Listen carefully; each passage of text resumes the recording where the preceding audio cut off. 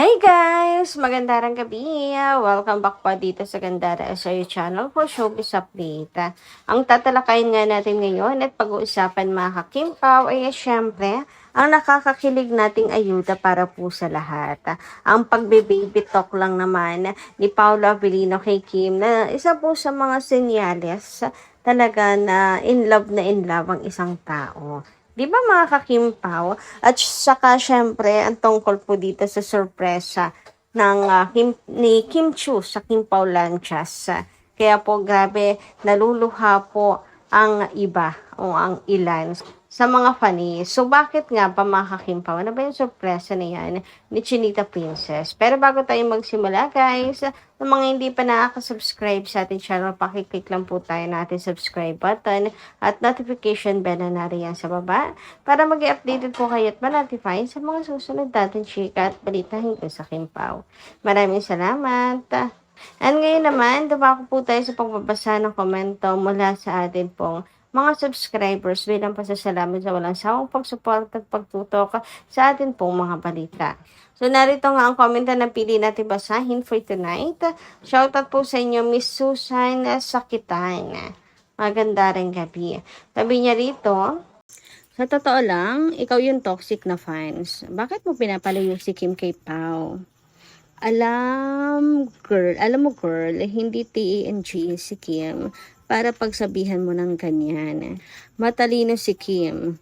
Kung alam niya na niloloko siya ni Pao, kusa siyang lalayo kay Pao. Bakit nakakasama mo ba 24/7 yung dalawa para pagsabihan mo ng ganyan si Kim?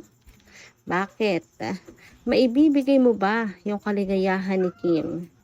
Kaya ikaw yung tumigil sa kakasabi kay Kim na layuan si Pao, hindi na bata si Kim. So ito po atang komento ni Miss Susan Sakitan ay patungkol po dito sa nag-a-advise kay Chinita Princess na hanggat maaga pa layuan na si Pao para hindi na siya masasaktan dahil nakikita na nila ang ugali ni Pao. Kasi naman may kumakalat na balita tungkol kay Paolo Avellino Di ba mga kakimpaw? Hindi magagandang balita tungkol kay Paolo Avellino kung saan makikita mo yung goal ang sirain talaga po ang Kimpaw, ang buwagin ang tambalang Kimpaw. Ewan ko, isang malaking threat po ata sa buhay nila ang Kimpaw, kaya gumaganyan sila or gumagawa sila ng malakihang moves katulad nito. And tama po kayo doon, Miss Susan, hindi po natin hawak ang kaligayahan ni Chinita Princess at hindi natin kaya ibigay ang lahat ng kaligayahan ni Kim. Kaya wag tumigil po tayo sa kakadikta sa buhay ni Kim kasi hindi naman na nga po siya bata. Alam na niya ang kanyang ginagawa and alam niya rin kung red flag ang lalaki katulad ni Paolo Avellino. Sinagot niya yan si Pao dahil meron po siyang nakita kay Pao. Di ba? Natuto na si Kim sa mga nakaraan niya. Alangan namang uulit lang po ulit si Kim. So for sure meron po siyang nakita dito kay Paolo Avellino. Kaya ang dasal po niya sana this time tama na. So pinag-isipan niya ng mabuti ni Kim bago po niya sagutin si Paolo Avellino. Kaya agree ako na i-private ng Kim Pao ang kanilang relasyon dahil ang dami nga pong pakalmera na bawat kilos nila pupunahin talaga mga kakimpaw, na bawat galaw nila ay didiktahan mga kakipi. Kaya i-private na lang para walang napapansin. Kasi bigla-bigla na lang nagkakaproblema na kahit wala naman dapat problemahin. Na dapat wala namang problema. Bigla-bigla na nagkakaproblema dahil po sa mga taong mapag-demand at nanghihimasok sa buhay ng isang tao, nanghihimasok sa relasyon ng iba. In short, marami pong nagmamarunong, nagmamagaling at bida-bida. So, thank you so much po muli sa inyong komento, Miss Susan. At magandang gabi sa inyo. At mabuhay po kayo. Ngayon naman, dumako tayo dito sa atin pong mga balita ngayong gabing ito. Tunahin na natin ang tungkol sa kondisyon ng kalusugan ni Chinita Princess or ni Kim Chiu. Meron kasi tayo nabasa na isang write-ups kung saan tinatanong kung ano na nga daw po ang totoong kondisyon ng kalusugan ni Kim. Sabi dito, ano ba talaga ang totoong kondisyon ng kalusugan ni Kim Chiu? Muling umingay ang usap-usapan na siya umano ay buntis. May ilan namang nagsasabing bahagi lamang umano ito ng promo para sa pelikulang A Perfect Marriage nila ni Paula Avellino. Nako, I don't agree. Pinabulaanan na yan ni Attorney Georgie. Hindi sila ganoon nakadumi po mag-promote ng kanila pong mga produkto. So, ang pregnancy rumors na yan has nothing to do with the perfect marriage ng Kim Pao. Okay? Ngayon pa man, hindi pa rin natitigil ang mga espekulasyon, lalo na ngayong Agosto. Napapansin din umano ng ilang netizens na nagbabago ang pananamit ni Kim itong mga nakaraang linggo.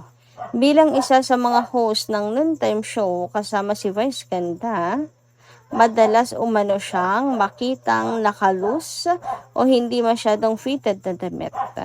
Kapag fitted naman ang suot, napapansin din may jacket o maluwag na blouse na maaring magsilbing pantakip sa kanyang katawan.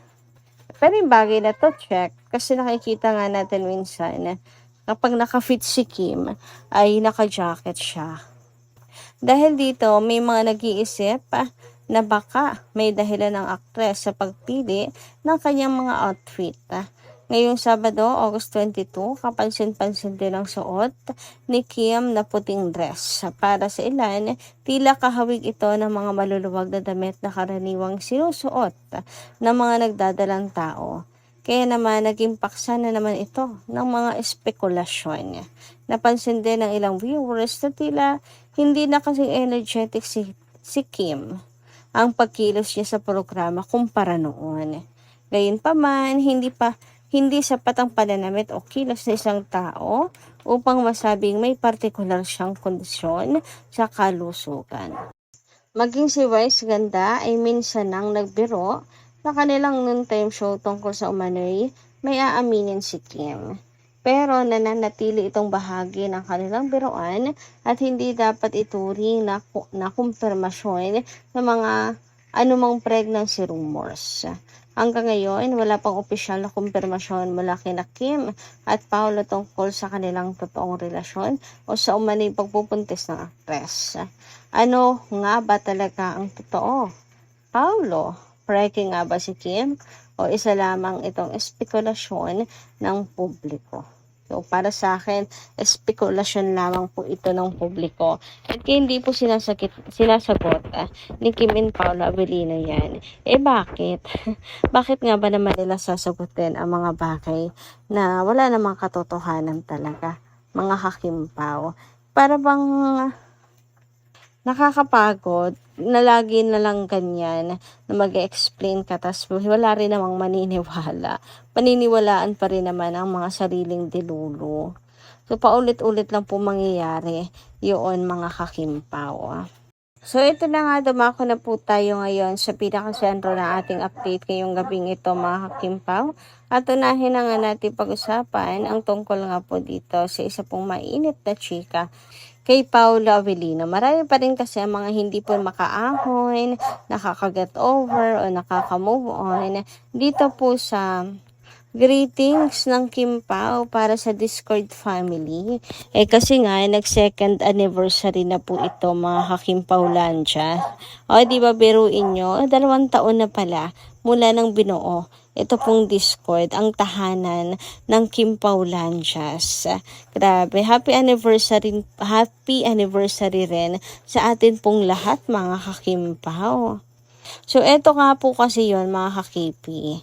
Ito yung video na shinare ni Kim, mga ka-Kim Pao, sa Discord. Kung saan makikita nyo pa nga dyan ang sing-sing ni Kimi. Siguro engagement ay wedding ring yan nilang dalawa. ni Paolo Avellino sa kanila pong pelikula, no, mga kakimpaw. Pero bukod dyan sa singsing, meron pa tayo napansin sa dalawa. Lalong-lalo na po kay Paolo Avellino. So, ano nga ba yan? Ang pagbe-baby talk nga ni Paolo Avellino. Grabe, minsanan lang po natin marinig. Mag-baby talk ang isang Paolo, mga kakimpaw. Kasi nga, sinabi nga ni Kim na si Paolo ang founder. Sabi naman ni Paolo, hindi daw siya ang founder ng Discord. Sa totoo lang, medyo nag-loading pa ako doon, mga kakimpaw. Parang hindi siya. 'Di ba? Pero siya naman talaga, 'di ba 'yun, mga kakimpaw. Naku, pang matalino talaga tong humor ni Paolo Avellino. So, ang nais niya sabihin na hindi siya po ang founder. Kasi nga po, tuwan-tuwa ang Kimpawlandia sa pagbisaya niya. Dili man ako ang founder ng Discord. Oy, sabi ni Paolo Avellino. So, mismong Discord naman pala kasi ang tinutukoy niya. Hindi naman yung mismong Discord. Yung KP community lang. Grabe naman. Ni Paolo Avellino. Medyo hindi ko rin agad na-gets. Hindi naman nga siya, di ba? KP community lang ang binuo ni Paolo. Siya po ang founder noon. Pero Discord, hindi nga naman talaga siya. Tapos, pa-baby talk pa, yung boses ni Papi. As in talaga, mga kakimpaw. Minsan lang po natin marinig mag-baby talk si Paolo Avellino. And alam niyo naman, ang sign niya ng mga nagbe-baby talk, mga kakimpaw, ay super in love sa kanya pong partner. So, pag nag-baby talk ka, pabebe, taong komportable ka at mahal mo ang kasama mo. Kaya ka nagbe-baby talk. Hindi ka naman maiintindihan nung iba kapag bigla-bigla ka na lang magbe-baby talk, no? So, syempre sa jowa mo lang yon. Ibig sabihin, talagang very comfortable and mag-jowa sina Kim and Paolo. May pag-baby talk ba naman kasi? Ngayon naman, dumako tayo dito sa outfit or OOTD ni Kim na pasabog kanina sa It's Showtime. Grabe, napaka-sexy nga naman ng isang Chinita princess. Grabe naman nga yun. Palakpakan naman po natin dyan. Charot lang. Ang OA lang pagdating sa damit ni Kim. Yes, mga kakimpaw, talagang ang OA. Dahil ang OA din po ng reaksyon ng ilan nating kakimpaw ng mga nagdaan sa OOTD ni Kimi. Yung madalas nang nagja-jacket si Kim para itago ang belly, na nagdadress na si Kim, mas maluluwag na damit yung sinusuot niya para hindi mapansing pregi, ganon. So, naging hot topic din talaga yan sa social media. Kasi nga, hula nga po ng ilan, buntis si Kimi. Pero ngayon, mga kakimpaw, pinakitaan tayo ng abs ng isang Chinita princess. Grabe naman nga yan. So, kitang-kita nyo po dito na napaka-fit ni Kim at hindi po siya buntis dahil naka-belt pa yan, ha. Naka-jeans na naka-belt. And eto pa, ang lakas sumataw ni Chinita Princess, hataw kung hataw, mga kakimpaw, di ba? Ang baba ng giling. So, meaning, fake news sa mga kumakalat na chika. Kaya beware po tayo, mga kakimpaw. So, yun lang po muna ating update. Maraming salamat po sa inyong pakikinigan. Kita kasi po muli sa mga susunod natin, chika. Maraming salamat at ingat po palagi.